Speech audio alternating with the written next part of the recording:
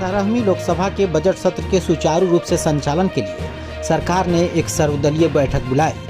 बैठक में रक्षा मंत्री राजनाथ सिंह, केंद्रीय मंत्री जेपी नड्डा समेत 44 दलों के 55 नेता शामिल हुए। मैं सबसे पहले जितने पॉलिटिकल पार्टीज के पार्लियामेंट में फ्लोर लीडर्स हैं उनको धन्यवाद देना चाहूंगा, जो आज मीटिंग में पार्टिसिपेट करके बहुत अच्छे सुझाव भी दिए हैं। कुल मिलाकर के 44 पार्टीज का, भारतीय जनता पार्टी को मिला करके 44 पॉलिटिकल पार्टीज का पार्टिसिपेशन आज ऑल पार्टी मीटिंग में हुई।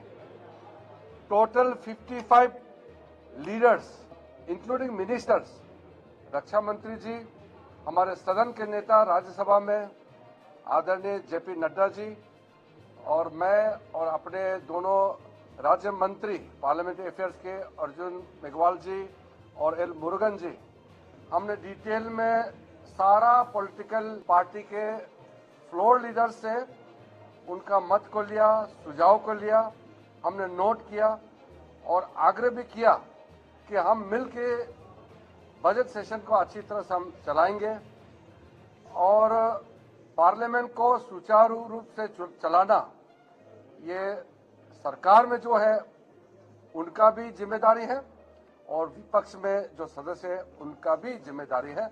हम मिल करके अच्छी तरह से बजट सेशन को चलाएंगे, ऐसा हमारा अपील है।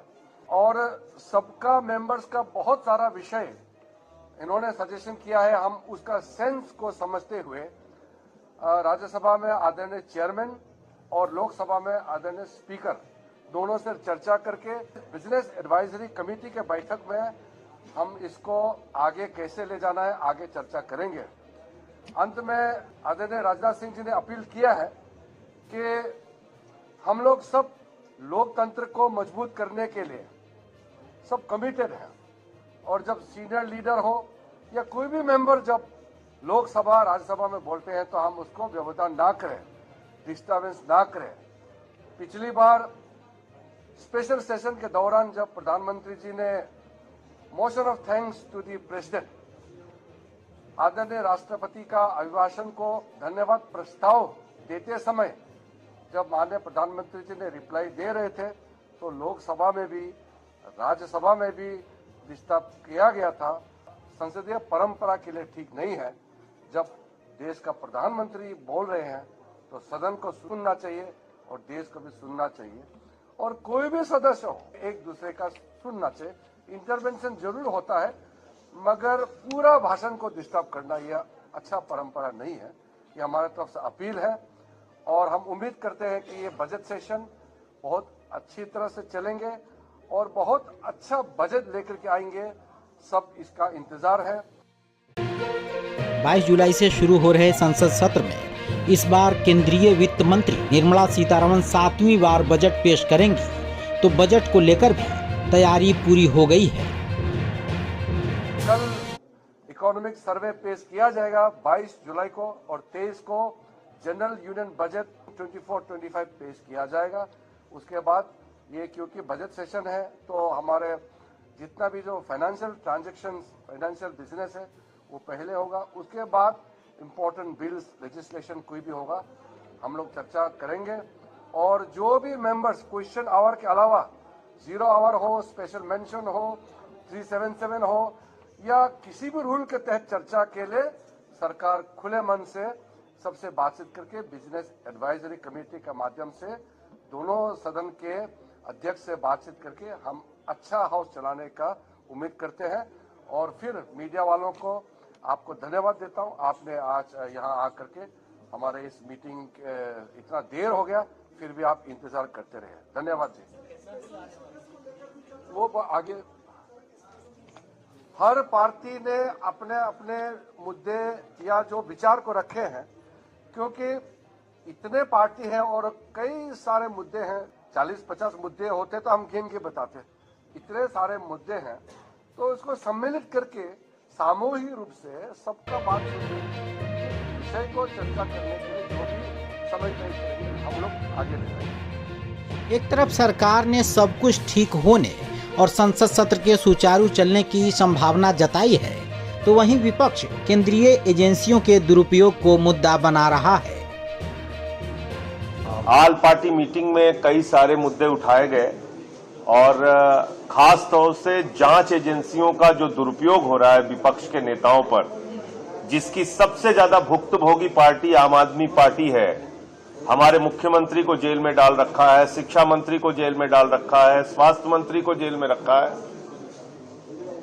ये सारा मुद्दा ऑल पार्टी मीटिंग में हमने सामने रखा कि विपक्ष के नेताओं पर जिस तरह से ईडी का, सीबीआई का, इनकम टैक्स डिपार्टमेंट का दुरुपयोग हो रहा है, इस पे सरकार ये पीएमएलए का जो एक ईडी को पूरी तरीके से दानवी ताकत दे दी गई है, इसको वापस लिया जाए और इन नेताओं पे जो कार्रवाई हुई है उसको खत्म किया जाए। दूसरा विषय बजट को लेके मैंने दिल्ली का और पंजाब का इशू भी उठाया। देखिए, बजट अभी आने वाला है, लेकिन पहले ही मैं बजट लीक कर सकता हूं और दिल्ली के मामले में तो मैं लीक कर सकता हूं। 325 करोड़ से ज्यादा हम लोगों को नहीं मिलेगा। पिछले 9 साल से 325 करोड़ मिलता है दिल्ली को। लाखों करोड़ का टैक्स हम लोग देते हैं, लेकिन 325 करोड़ से ज्यादा नहीं मिलता। वो मुद्दा उठाया। इसके साथ साथ जो आज की तारीख में एक बर्निंग इशू है कि आपने एक ऐसा फरमान जारी कर दिया जो हिटलर के शासन में होता था। यहां कोई नाजीशाही थोड़ी चल रही है। हिंदुस्तान में लोकशाही है, लोकतंत्र है। आपने आदेश जारी कर दिया नेम प्लेट लगाना होगा, तो मुसलमानों के खिलाफ जो दुर्भावना है वो भी है। इसके साथ साथ दलितों, पिछड़ों, आदिवासियों, इन सब की भी जो दुकानें हैं वहां से भी उनका भी धंधा बंद करने की कोशिश है। कोई वाल्मीकि ढाबा लिख लेगा, कोई जाटो ढाबा लिख लेगा, उसके यहां से कोई खरीदारी नहीं करेंगे, क्योंकि ये तो भेदभाव को मानने वाले लोग हैं।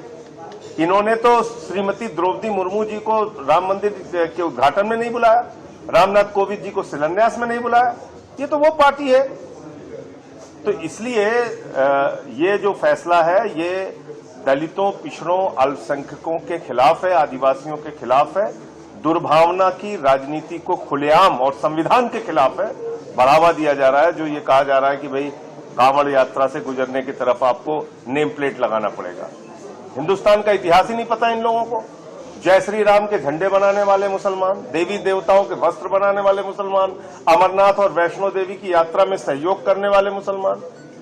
तो आपको कुछ पता ही नहीं है, आप ऐसे ही देश को तार तार करने पे लगे हुए हैं। तो ये सारे मुद्दे उठाए गए हैं और जो छोटी पार्टियां हैं उनके लिए भी मांग की गई है कि भाई कम से कम उनके मेंबर को 7 मिनट, 5 मिनट इतना समय जरूर बोलने के लिए दिया जाए। 0 आवर जो हम लोग उठाते हैं उस पर कार्रवाई हो, ये सारे विषय उठाए। डिप्टी स्पीकर को लेके आदरणीय रामगोपाल जी ने मुद्दा उठाया कि भाई डिप्टी स्पीकर हमेशा विपक्ष का रहा है, तो विपक्ष का ही डिप्टी स्पीकर होना चाहिए।